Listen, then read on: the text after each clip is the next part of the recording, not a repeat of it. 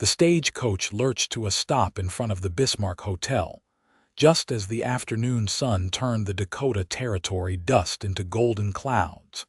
And Josephine Edwards knew with absolute certainty that the man who had promised to marry her was not coming. She had traveled 3 weeks from Pennsylvania, answering an advertisement for a mail-order bride, only to find the hotel clerk looking at her with pity when she mentioned Arthur Stillman's name. The man had married someone else 2 days prior, a local widow with a substantial inheritance. Josephine stood in the dusty street with her single trunk and $17 to her name, watching the stagecoach roll away and taking with it her last connection to everything familiar.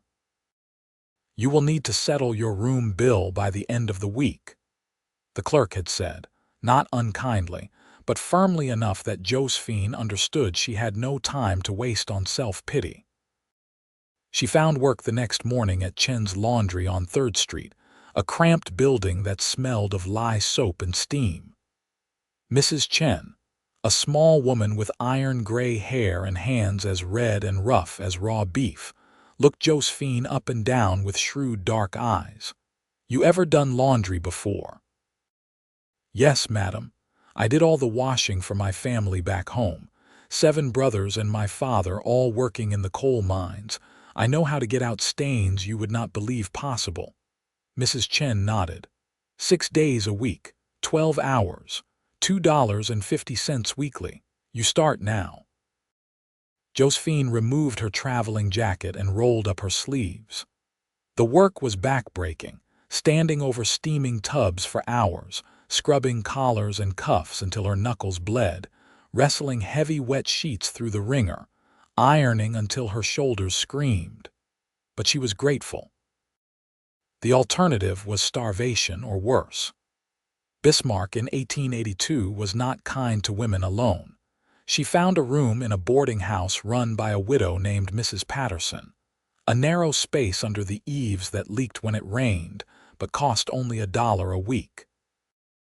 At night, Josephine would lie on the thin mattress and try not to think about the life she had imagined, the home and husband and security that had been nothing but smoke and mirrors.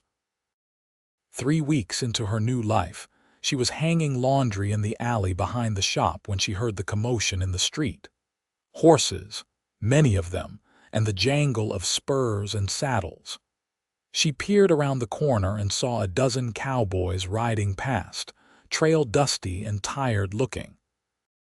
At the front rode a man who made her breath catch despite herself. He sat his horse like he was born there, tall and broad-shouldered, with dark hair showing beneath his hat and a face that was all strong angles and sun-weathered skin. He was perhaps 28 or 30, and there was something in the way he carried himself that spoke of authority and confidence. "That is Parker Gregory," said Mrs. Chen, appearing beside her. "Owns the Double G Ranch, 20 miles north, biggest cattle operation in the territory. He comes to town once a month for supplies."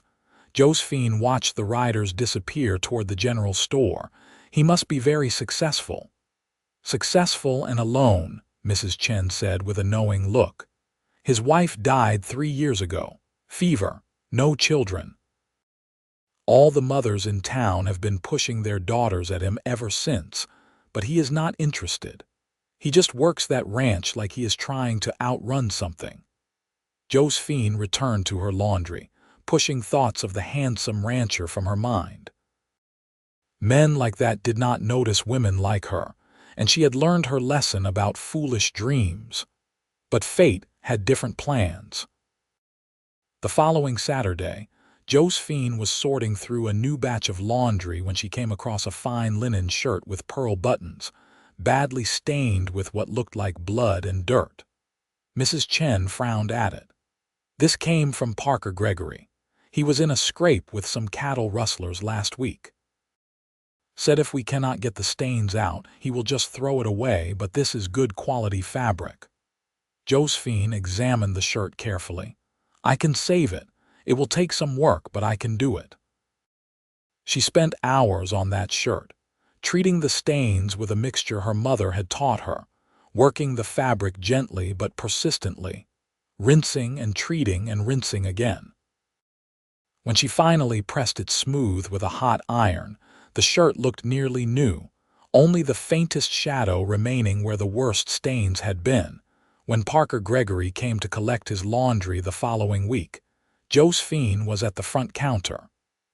Mrs. Chen had taken ill, nothing serious but enough to keep her in bed for the day, and Josephine was managing the shop alone.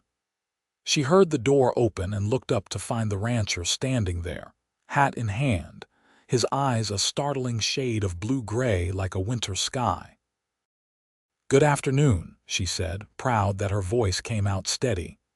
"You are here for your laundry, Mr. Gregory." He looked surprised to see her, and she wondered if he had expected someone else.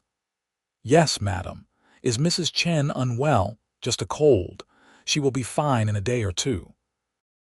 Josephine retrieved his bundle from the shelf, neatly wrapped in brown paper and tied with string. "The shirt came out well. I hope you will be pleased with it."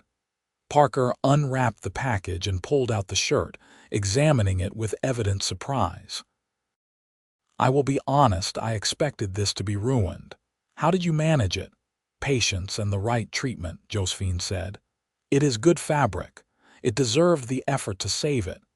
He looked at her then, really looked at her, and Josephine felt heat rise in her cheeks. "I do not believe we have met. I am Parker Gregory. Josephine Edwards. I have been working here about a month now." "Edwards." He tilted his head slightly.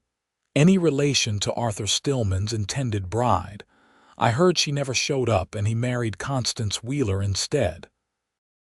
The word stung, even delivered in such a matter-of-fact tone. Josephine lifted her chin. "I am she. I showed up. He did not." Parker's expression shifted, something like anger flashing in his eyes. "He told people you changed your mind." "He told people wrong," Josephine said flatly. "I traveled 3 weeks to discover he had married someone else 2 days before my arrival. But I am managing well enough on my own. Thank you for your concern." There was a long moment of silence. Then Parker said quietly, "Arthur Stillman is a fool." Josephine blinked, startled by the vehemence in his voice. Before she could respond, he was pulling bills from his wallet and setting them on the counter. "For the laundry. And thank you for saving the shirt. It was my father's. He passed 2 years ago, and I do not have many of his things left." The money was twice what the laundry cost. "Sir, this is too much." "Consider the extra payment for exceptional work," Parker said. He settled his hat back on his head and nodded to her. "Good day, Miss Edwards." After he left, Josephine stood holding the bills and feeling oddly shaken. There had been something in the way he looked at her, something warm and interested and real that made her heart beat faster. But she pushed the feeling away. She had no business entertaining such thoughts about Parker Gregory. He was a wealthy rancher, a man of property and standing, and she was a laundry woman living in a rented room under someone's eaves. But Parker Gregory, it seemed, had different ideas. He began bringing his laundry to town every week instead of every month, and he always came when Josephine was at the counter. They would talk while she gathered his things, small conversations about the weather and the town and nothing of consequence, but Josephine found herself looking forward to those moments. Parker was intelligent and thoughtful, with a dry sense of humor that surprised her into laughter. "You should not let him pay you so much attention," Mrs. Chen warned one afternoon after Parker had left. "The town ladies already talk. They say you are putting on airs, trying to catch a rich husband." "I am not trying to catch anyone," Josephine protested. "I barely speak to him." "You speak to him more than he has spoken to any woman since his wife died," Mrs. Chen said. "Be careful, girl. Men like that, they can ruin a woman's reputation without meaning to." Josephine knew the warning was well meant, but it rankled nonetheless. She had done nothing wrong, nothing improper. but she lived in a world where even the appearance of impropriety could destroy a woman's standing, and she had little enough of that to begin with. She was thinking about this problem a few days later when a woman came into the laundry, tall and elegant in a blue silk dress that probably cost more than Josephine earned in 6 months. She was perhaps 40, beautiful in a severe way, with dark hair and sharp eyes. "I need to speak with Josephine Edwards," she announced. "I am Josephine Edwards."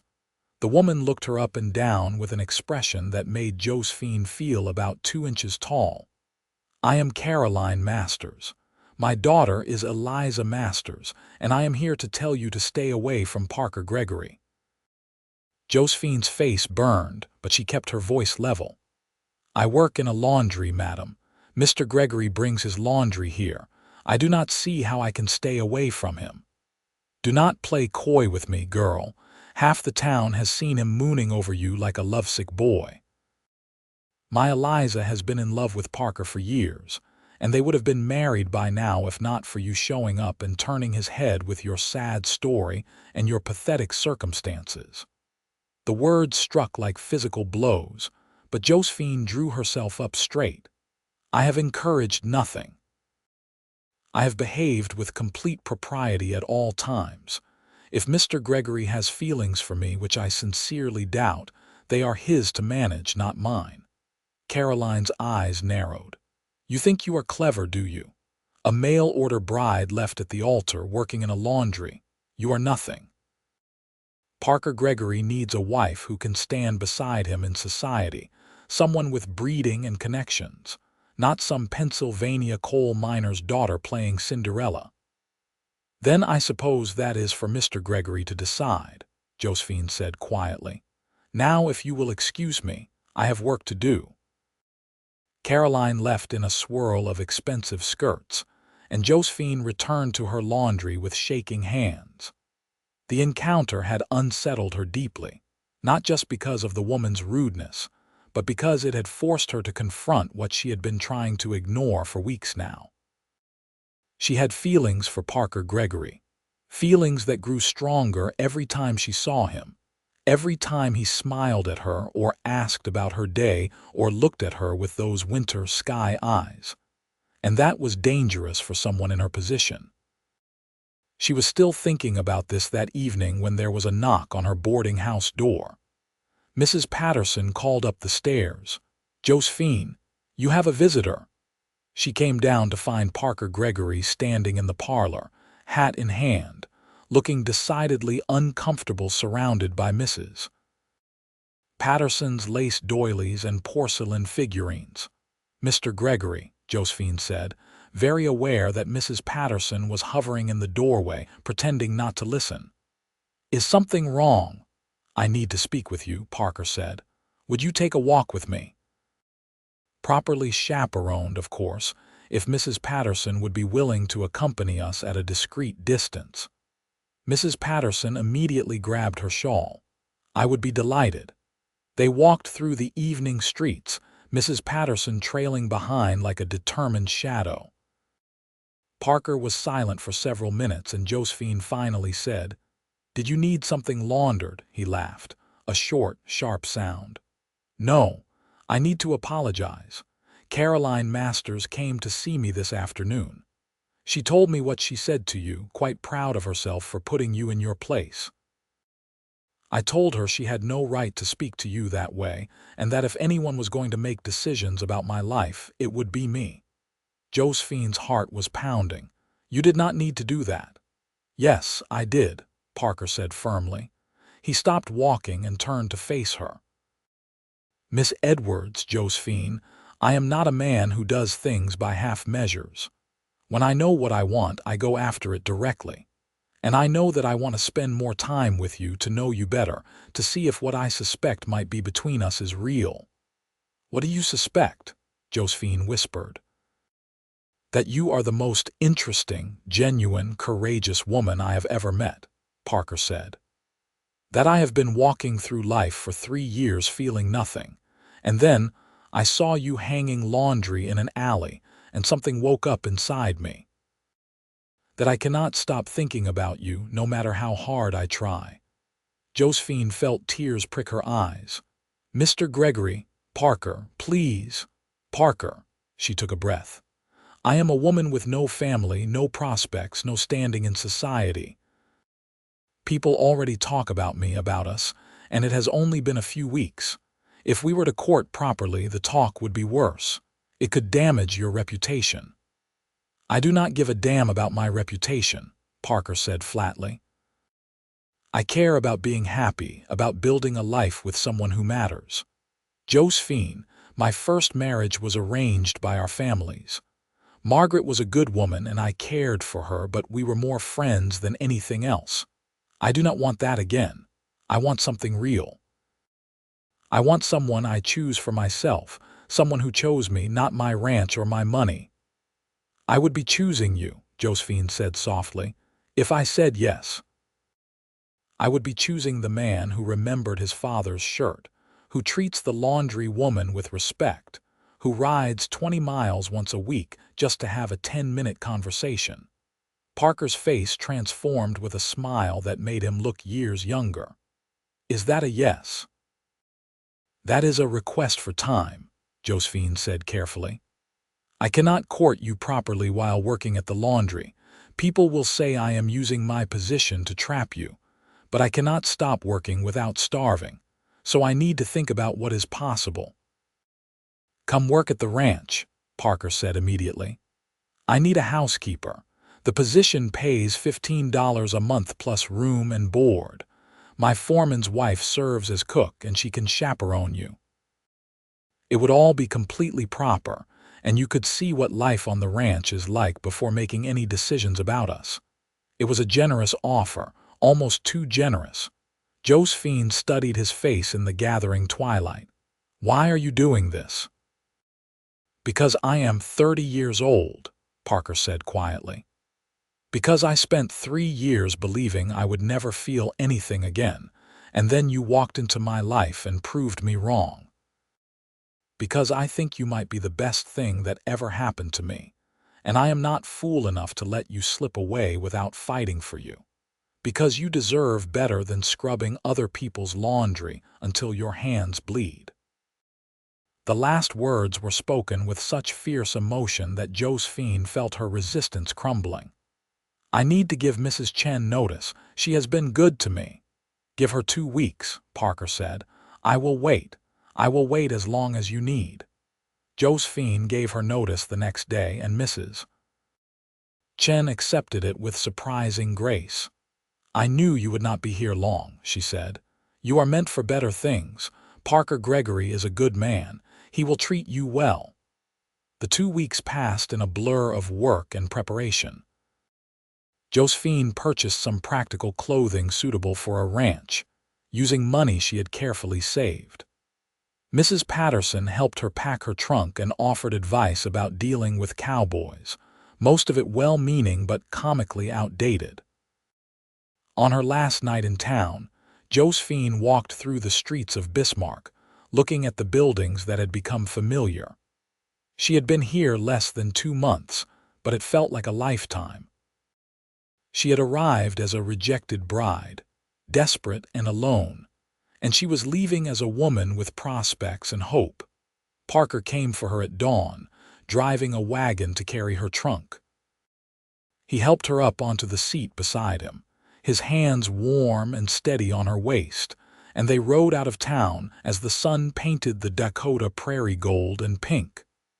"Tell me about the ranch," Josephine said as they traveled.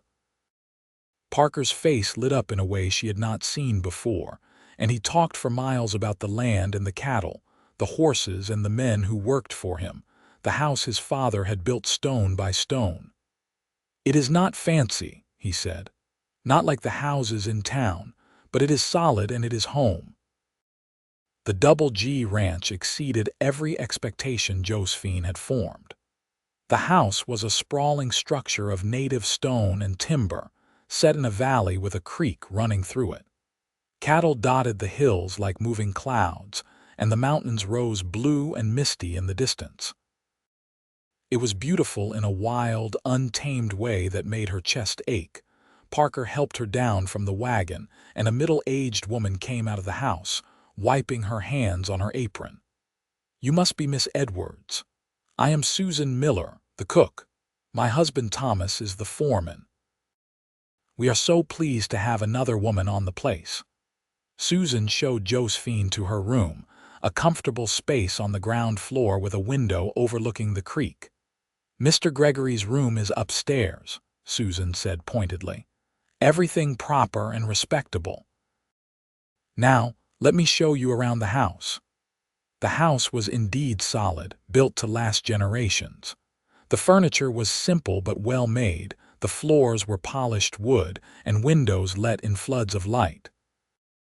Josephine could see signs of a woman's touch that had faded over time, dried flowers in a vase that no one had thought to replace, curtains that needed mending, a neglected kitchen garden. "Margaret had a way with plants," Susan said, following Josephine's gaze. "After she passed, nobody had the heart to keep it up. Mr. Gregory, he just threw himself into the ranch work. Sun up to sundown, working like 3 men, trying not to think." Josephine settled into ranch life with surprising ease. She woke early to help Susan with breakfast for the crew, spent her mornings managing the household, and her afternoons doing mending and other tasks. It was work, hard work, but different from the laundry. She had autonomy here, the ability to make decisions and see the results. She replanted the kitchen garden, mended the curtains, brought in fresh flowers, and slowly the house came back to life. Parker was often gone during the day, riding out with the men to manage the herd, mend fences, and handle the 1,000 tasks that kept a ranch running. But he always came back for dinner, and afterward they would sit on the porch and talk while the sun set and the stars came out. They talked about everything, their childhoods and their hopes, their fears and their dreams. Parker told her about growing up on the ranch, about his father's determination to build something lasting, about Margaret and their quiet, companionable marriage. "I never told her I loved her," Parker admitted one evening. "I cared about her, I respected her, but I was not in love with her, and she knew it. She said once that she wished I looked at her the way I looked at the ranch, with real passion. I think about that sometimes, how she deserved better than what I gave her." "You gave her respect and kindness," Josephine said gently. "That is not nothing." "No," Parker agreed, "but it is not everything either." He reached over and took her hand, his fingers rough and warm, and Josephine felt heat spread through her entire body. They sat like that as the darkness gathered, not speaking, just being together, and it felt more intimate than anything Josephine had ever experienced. As summer deepened into fall, Josephine felt herself falling in love with Parker Gregory. Not the desperate, clutching emotion she had felt when she answered Arthur Stillman's advertisement, but something deeper and stronger, built on friendship and respect and genuine affection. She loved the way he treated his men with fairness but firmness, the way he could gentle a spooked horse with patience and soft words, the way he looked at her over the dinner table like she was something precious. And Parker made no secret of his feelings. He courted her properly, with all the old-fashioned formality she could have wanted, but there was nothing cold or distant about it. He brought her wildflowers from the prairie, taught her to ride so they could explore the ranch together, and sat with her in the evenings reading aloud from books he thought she would enjoy. "I love you," he told her one October evening as they stood by the creek watching the sunset paint the water gold and crimson. "I know it is fast. I know people will say we rushed, but I do not care. I have lived enough of my life doing what other people expected. I love you, Josephine Edwards, and I want to marry you if you will have me." Josephine turned to face him, seeing the vulnerability in his eyes, the fear that she might refuse. "I love you too," she said. I think I started falling in love with you the first time you came to the laundry and looked at me like I was a person worth knowing, not just a woman who took your money and gave you clean shirts." Parker laughed and pulled her close, wrapping his arms around her.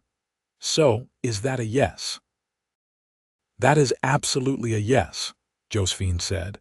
And then he was kissing her, gentle at first and then deeper, and she felt like she was flying and falling and coming home all at once. They were married 3 weeks later in a simple ceremony at the ranch, with Thomas and Susan as witnesses and the circuit preacher presiding. Josephine wore a dress of cream-colored wool that Susan helped her make, simple but elegant, and Parker wore his best suit and looked at her like she was the answer to every prayer he had ever spoken. The wedding night was a revelation of tenderness and passion. Parker was gentle with her inexperience, patient and loving, and Josephine discovered that the physical expression of love could be as profound as the emotional. They lay together afterward in the big bed upstairs, her head on his chest, his arms around her, and she felt completely safe and cherished for the first time in her life.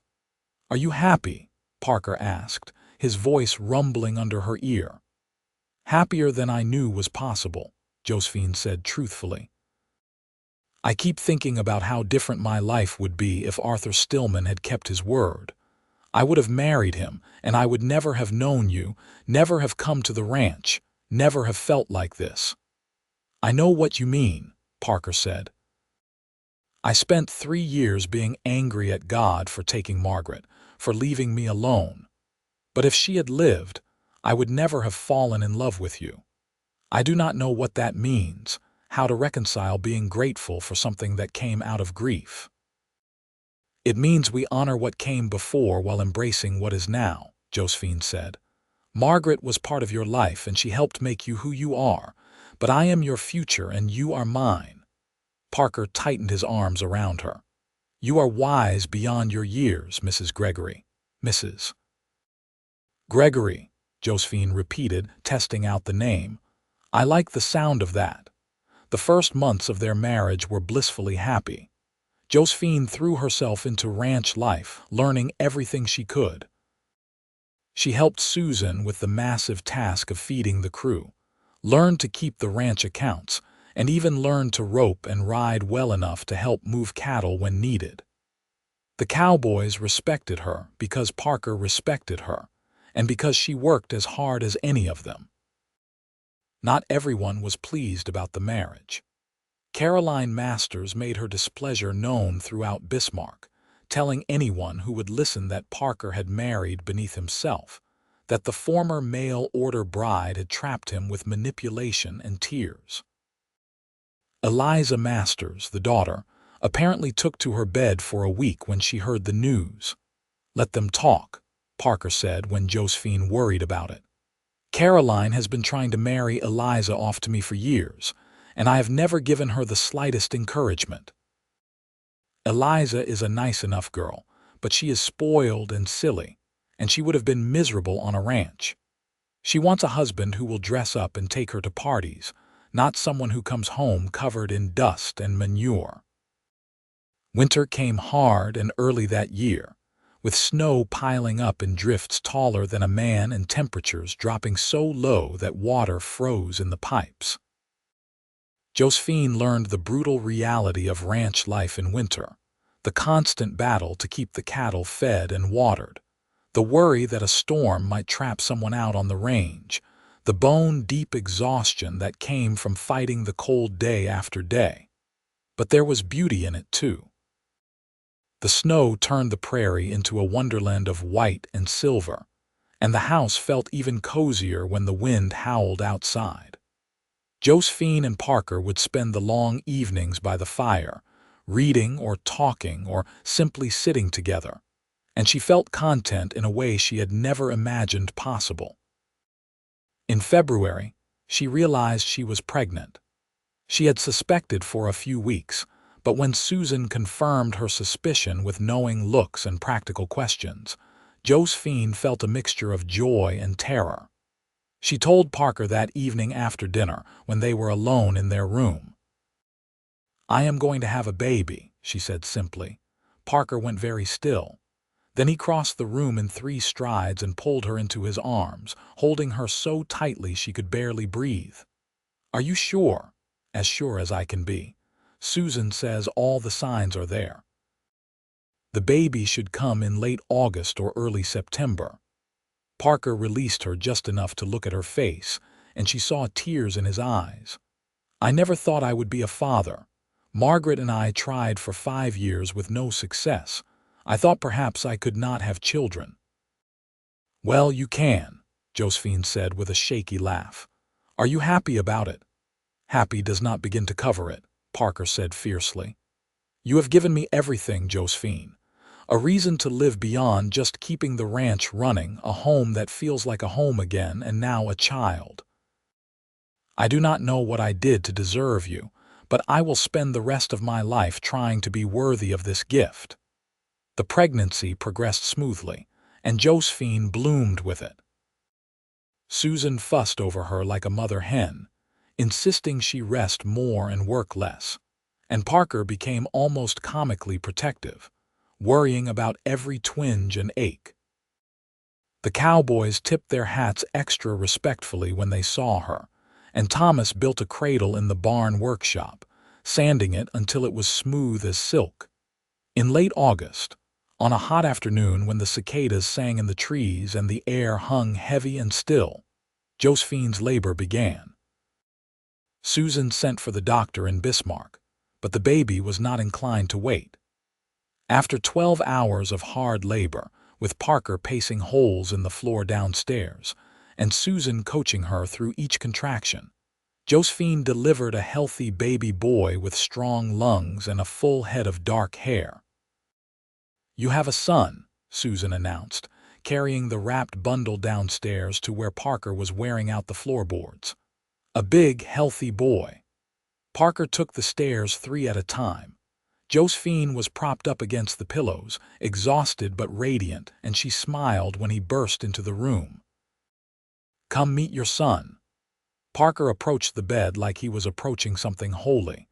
He looked down at the baby in Josephine's arms, at the tiny, perfect face and miniature fingers, and she saw wonder and love and fierce protectiveness cross his face.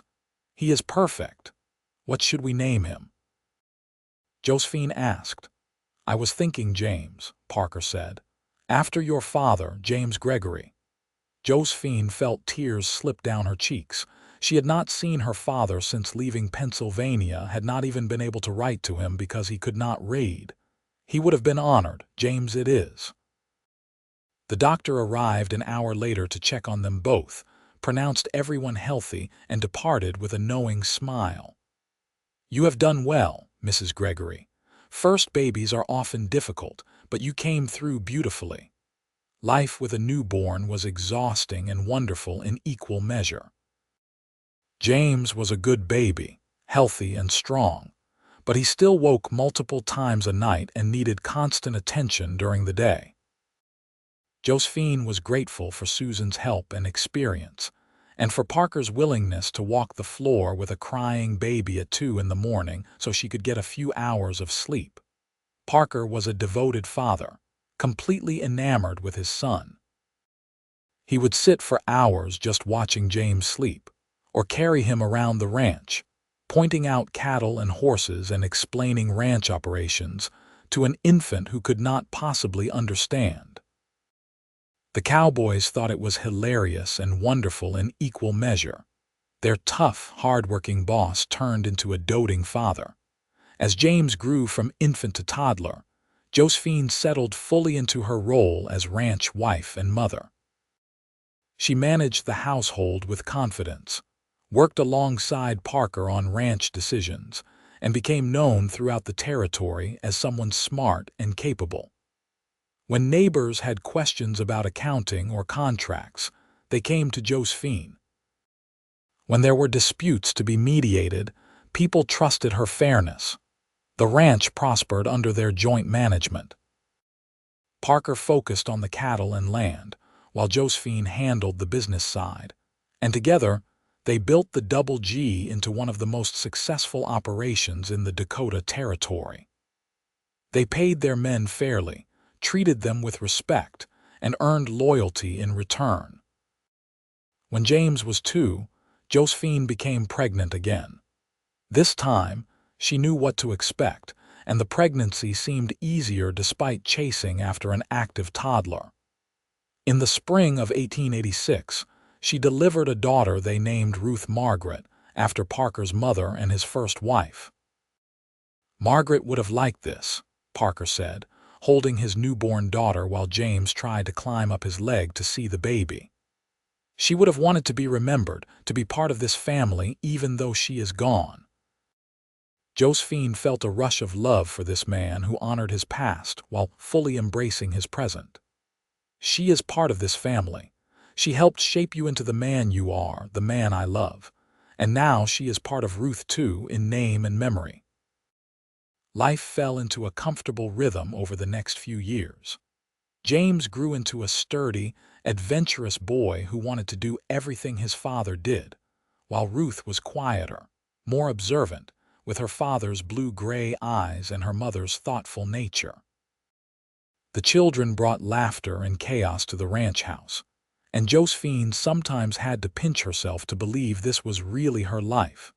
She thought often about the girl who had stepped off the stagecoach in Bismarck 5 years earlier, rejected and alone and terrified. That girl had been looking for security and a home, but she had found so much more. She had found work that challenged her, friends who valued her, and a man who loved her with his whole heart. She had found a place where she belonged. Parker told her often how much he loved her, but she saw it most clearly in the small, everyday gestures. The way he always brought her coffee in bed on Sunday mornings, the way he consulted her on every major ranch decision, the way he looked at her across the dinner table like she was the most fascinating person in the world. The way he held her at night, his arms wrapped around her, their bodies fitting together like they were made for each other. One evening in the fall of 1888, after the children were asleep, and they were sitting on the porch watching the stars come out, Parker said, "Do you ever regret it?" Answering that advertisement coming west, Josephine thought about it seriously before answering. "I regret that I had to leave my family behind. I regret that I do not see my brothers or know if my father is still alive. But do I regret coming west? No, never. Even if Arthur Stillman had kept his word and married me, I do not think I would have been happy. I was looking for security, not love. I thought that was all I could hope for. And now?" Parker asked. "Now I have both," Josephine said simply. "Security and love, a home and a family, work that matters and a partner who respects me. I have everything I never dared dream of, and it is all because a man saw past the laundry woman to the person underneath." Parker took her hand, his thumb tracing circles on her palm. "I saw a woman hanging wet sheets in an alley and thought she was the most beautiful thing I had ever seen. Strong and capable and completely unaware of her own worth. I knew right then that I wanted to know you, to be part of your life if you would let me." "You made me believe I was worth something," Josephine said quietly. "After being rejected by Arthur, after working in the laundry and living in that tiny room and having people like Caroline Masters tell me I was nothing, you made me believe I deserved better. You gave me the chance to become who I was meant to be." "You did that yourself," Parker said. "I just gave you the opportunity. You are the one who seized it, who worked hard and proved yourself and became the woman everyone now respects and admires. You are the one who built this life, Josephine. I am just grateful I get to share it with you." They sat in comfortable silence for a while, watching the moon rise over the prairie. Then Josephine said, "Do you think the children will want to stay on the ranch when they grow up?" "James certainly will," Parker said with a laugh. "That boy was born to be a rancher. Ruth, I am not sure. She is so thoughtful and curious. I think she might want to see more of the world before she settles down. We should make sure they have choices, Josephine said. Both of them. I do not want them to feel trapped by expectations or limited by what other people think they should do. I want them to follow their hearts. Like their mother did, Parker said softly. Like both their parents did, Josephine corrected. You could have married Eliza Masters or any number of suitable women, but you followed your heart and married the laundry woman instead. Best decision I ever made, Parker said. He stood and held out his hand to her. Come to bed, wife. Tomorrow will be a long day. Josephine took his hand and let him pull her to her feet. They walked into the house together, up the stairs to their room, and she felt the same flutter of anticipation and joy that she always felt when they were alone together. 6 years of marriage had not dimmed the passion between them, had only deepened it into something richer and more complex. That night, as Parker made love to her with the patient thoroughness she had come to know and crave, Josephine thought about how far she had come. From rejected bride to ranch wife, from laundry woman to the lady of one of the territory's most successful ranches, from alone and desperate to cherished and secure. It was more than a transformation. It was a rebirth. In the years that followed, the Double G continued to prosper. Josephine and Parker worked side by side to build not just a successful ranch, but a legacy for their children. They weathered droughts and harsh winters, market fluctuations and the occasional bout of cattle disease, but they weathered them together, and that made all the difference. James grew into a young man who was the image of his father, tall and strong with an innate understanding of cattle and land. Ruth became a voracious reader, consuming every book she could get her hands on, dreaming of faraway places even as she loved the ranch. When she was 12, Josephine and Parker sent her to a boarding school in Chicago so she could get the education she craved, and though they missed her terribly, they knew it was right for her. In the winter of 1895, Parker found Josephine in the kitchen one morning, staring out the window at the snow-covered prairie with tears running down her face. He immediately went to her, gathering her into his arms. "What is wrong, love?" "Nothing is wrong," Josephine said with a watery laugh. "I just received a letter from Pennsylvania, from my brother Michael. My father passed last month, peacefully in his sleep. Michael said he talked about me at the end, said he hoped I had found happiness out west." "I am so sorry," Parker said, holding her tightly. "I am sad I never got to see him again," Josephine admitted. "But Michael said he was proud of me, proud that I had the courage to come west and make a life for myself. And that means everything." Parker kissed her forehead. "Your father raised an extraordinary woman. He had every right to be proud." "I wish he could have met you," Josephine said. "Wish he could have known James and Ruth, could have seen the life we built. I wish I could have shown him that I turned out all right in the end." "He knew," Parker said with certainty. "Parents always know. And I think he would be amazed at what you have accomplished, at the woman you have become." Josephine leaned into her husband's embrace, drawing comfort from his solid presence. They had been married 13 years, and she loved him more now than she had on their wedding day. They had built a life together, weathered storms together, raised children together, and grown together. They were partners in every sense of the word, and she could not imagine her life without him. That evening after dinner, Josephine gathered the family in the parlor. James was 17 now, already working full-time on the ranch. Ruth was home for the winter holidays, full of stories about school and city life. Josephine told them about their grandfather, about the coal miner who had worked himself to the bone to feed his family, who had encouraged his only daughter to seek better opportunities, even though it meant losing her. "He sounds like he was a good man," James said quietly. "He was," Josephine agreed. hard and stern but good, and he taught me that work is dignified no matter what kind of work it is. That lesson served me well when I was working in the laundry, and it serves me well now."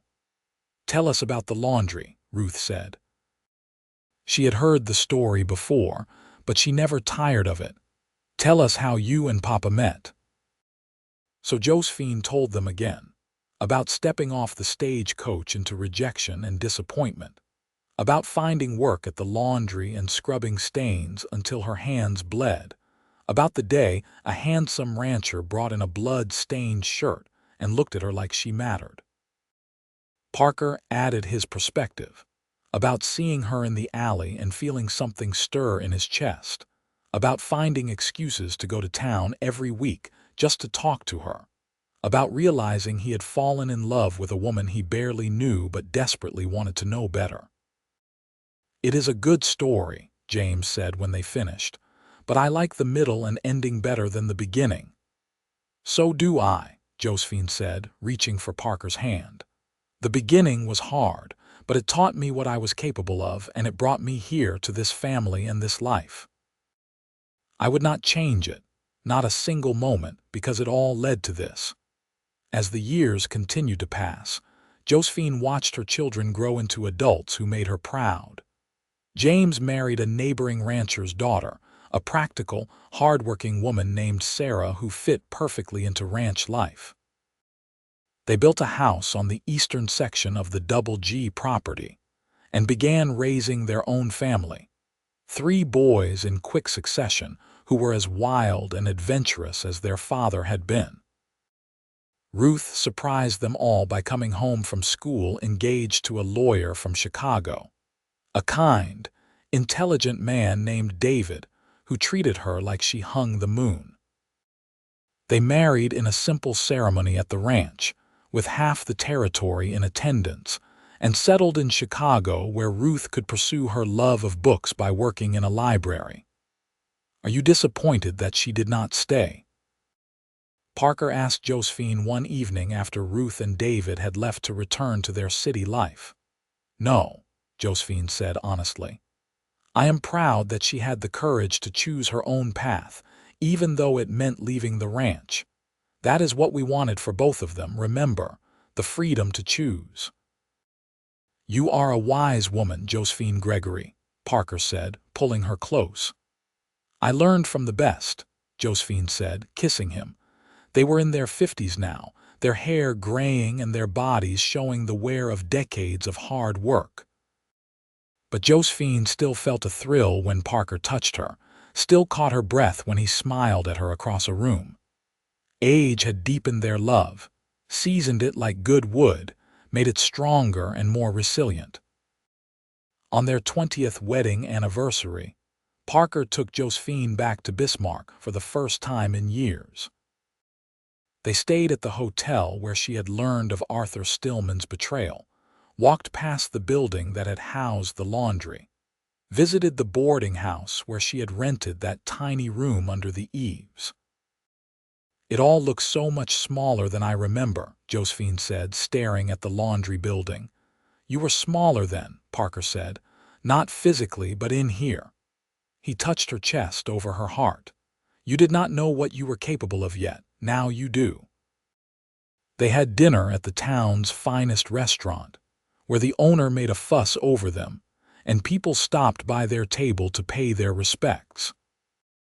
Josephine Gregory was well known now, respected as a successful rancher's wife and partner, a woman who had helped build one of the territory's premier cattle operations. No one remembered or cared that she had once scrubbed their laundry for $2.50 a week. After dinner, they walked through the evening streets hand in hand, and Parker led her to a small park overlooking the Missouri River. The sun was setting, painting the sky in shades of orange and gold, and the river flowed broad and peaceful below them. "Do you remember what I told you the first time I proposed?" Parker asked. "You said you loved me and wanted to marry me," Josephine said. "You said you wanted something real." "I got it," Parker said simply. 20 years of the most real, most honest, most wonderful life I could imagine. You have been my partner and my lover, my best friend and the mother of my children. You have made me happier than I ever thought possible, and I want you to know that if I had to do it all again, I would not change a single thing. Josephine felt tears prick her eyes. Neither would I. Not even the hard parts, because they brought me to you. Parker produced a small box from his pocket and handed it to her. Inside was a gold ring set with a single perfect diamond. I never gave you a proper engagement ring. We married so quickly, and I wanted you to have something to mark how much you mean to me. Josephine let him slide the ring onto her finger next to her simple gold wedding band. It is beautiful. You are beautiful, Parker said. More beautiful now than the day I married you, because now I know you completely. I know your strength and your courage, your kindness and your wisdom. I know how you take your coffee in the morning and how you like to be held at night. I know the sound of your laughter and the feel of your tears on my shoulder. I know you, Josephine, and knowing you is the greatest privilege of my life. They stood together as the sun set and the stars began to appear. Two people who had found each other against all odds and built something lasting. In a few days, they would return to the ranch, to the work and the responsibilities that awaited them. But for this moment, they were just Parker and Josephine, two people deeply in love, celebrating 20 years of marriage and looking forward to whatever time they had left together. The years continued to unfold, bringing both joys and sorrows. Susan and Thomas grew old and eventually retired to a small house in town, their places taken by younger workers who brought new energy to the ranch. Parker developed arthritis in his hands, making it harder to rope and ride, and he gradually turned over more of the physical ranch work to James while remaining involved in the business decisions. Josephine herself remained remarkably healthy and active well into her 60s, still managing the household and the accounts, still the sharp mind behind many of the ranch's strategic decisions. She had become something of a legend in the territory, the rejected mail-order bride who had risen to become one of the most successful ranch women in Dakota. Young women would sometimes come to her for advice, especially those in difficult circumstances, and Josephine always made time for them. She remembered too well what it felt like to be alone and desperate, and she did what she could to help others find their own paths to security and happiness. In 1905, when Josephine was 60 and Parker was 63, Ruth and David came to visit with surprising news. Ruth was expecting her first child after 15 years of marriage. Everyone had assumed children were not possible for them, and the unexpected pregnancy at age 37 was both thrilling and terrifying. "I am scared," Ruth admitted to her mother one evening when they were alone. "I am so much older than most first-time mothers." "You are also stronger and wiser than most first-time mothers," Josephine said firmly. "You know who you are and what you want. That is worth more than youth." Ruth gave birth to a healthy baby girl in early 1906, and they named her Josephine after her grandmother. Josephine held her tiny namesake and felt the circle of life continuing, felt the legacy she and Parker had built extending into another generation. Parker, watching his wife cradle their granddaughter, felt his throat tighten with emotion. This was what it had all been for, the hard work and the long days, the struggles and the triumphs. This moment, this family, this legacy of love. James and Sarah had given them 5 grandchildren by then, 3 boys and 2 girls, all being raised on the ranch and learning to love the land as their grandfather did. Ruth's daughter would grow up in the city, but she would visit the ranch and know where her people came from, know the story of a rejected bride who had built something extraordinary. As Parker and Josephine moved into their 70s, They gradually stepped back from active ranch management, letting James and Sarah take over the day-to-day operations while they served as advisors and elders. They spent their days sitting on the porch, watching the grandchildren play, reminiscing about the life they had built together. "You ever think about what would have happened if Arthur Stillman had kept his word?" Parker asked one afternoon. Josephine considered the question seriously. "Sometimes. I think I would have been moderately content. He was not a bad man, just a weak one. I would have had a home and security, which was what I thought I wanted.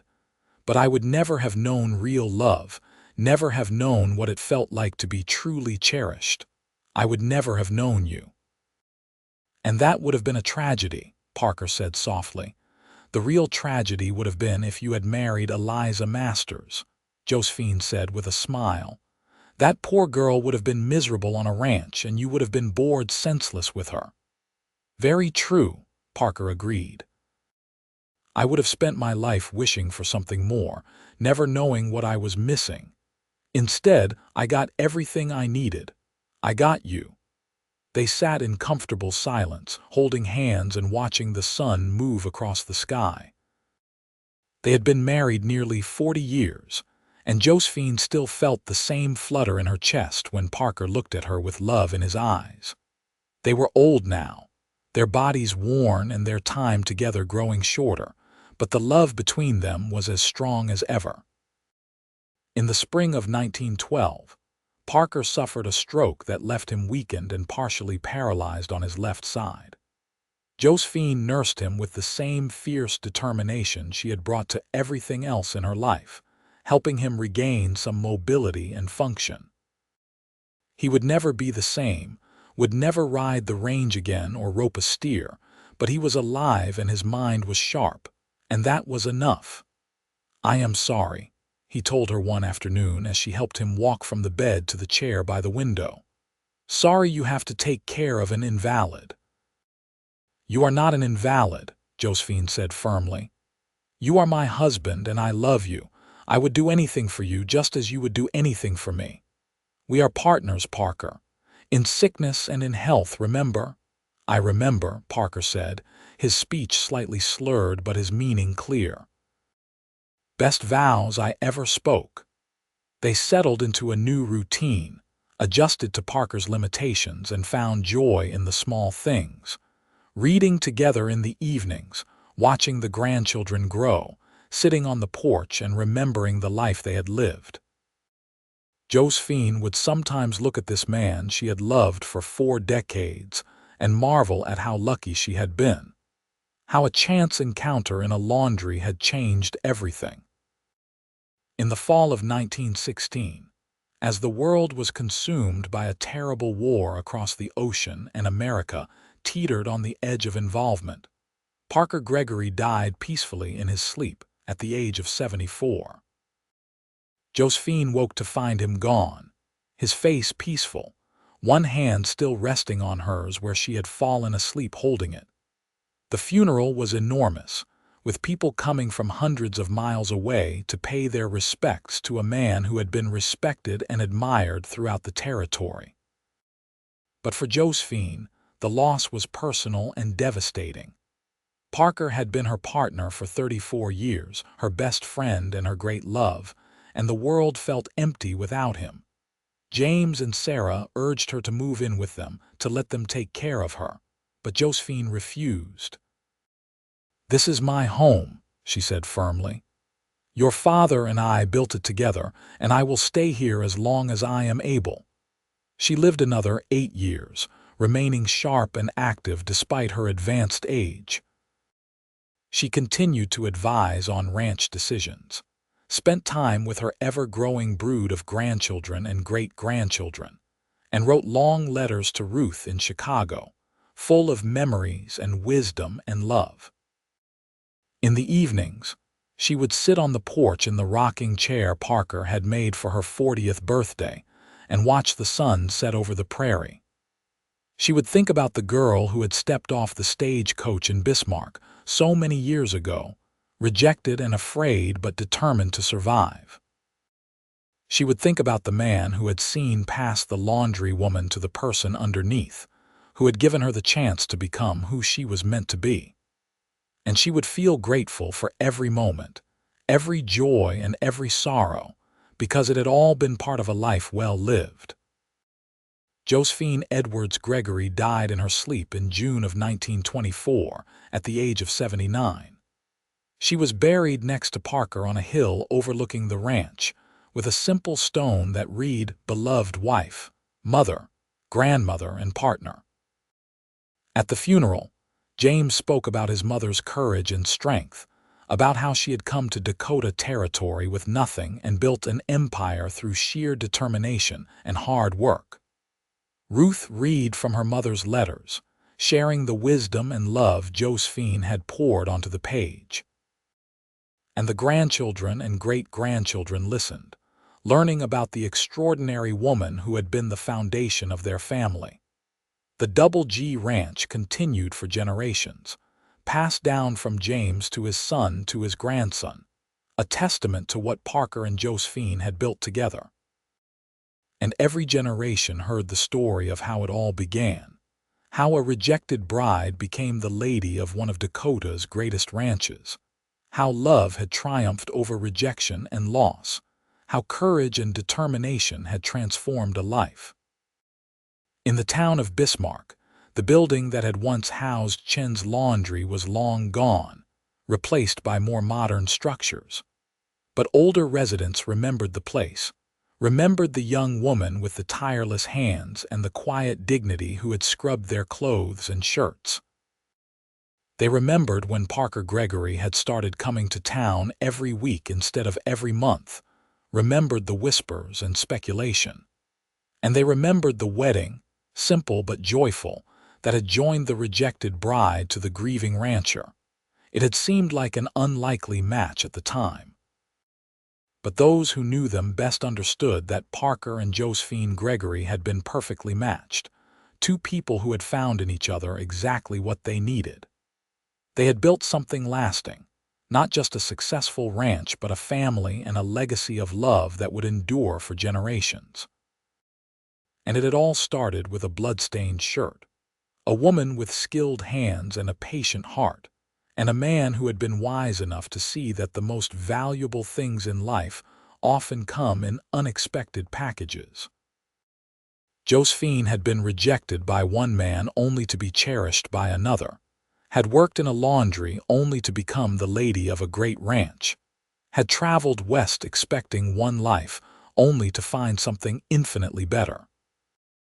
It was a love story for the ages, born in the wild Dakota Territory in the years when the West was still being tamed, when courage and determination could transform lives, when love could flourish in the most unlikely places. And though Parker and Josephine were gone, their story lived on, told and retold, a reminder that the best things in life are worth fighting for, that love can triumph over rejection and loss, and that sometimes the life we are meant to live is not the one we planned, but the one we build for ourselves through courage, hard work, and an open heart. The sun continued to rise and set over the Double G Ranch. The cattle continued to graze on the endless prairie, and the stone house that Parker's father had built stone by stone continued to stand solid and strong. And on quiet evenings, when the wind whispered through the grass and the stars came out one by one, it was easy to imagine two figures sitting on the porch, holding hands and watching the sunset, still together, still in love, still partners in everything that mattered.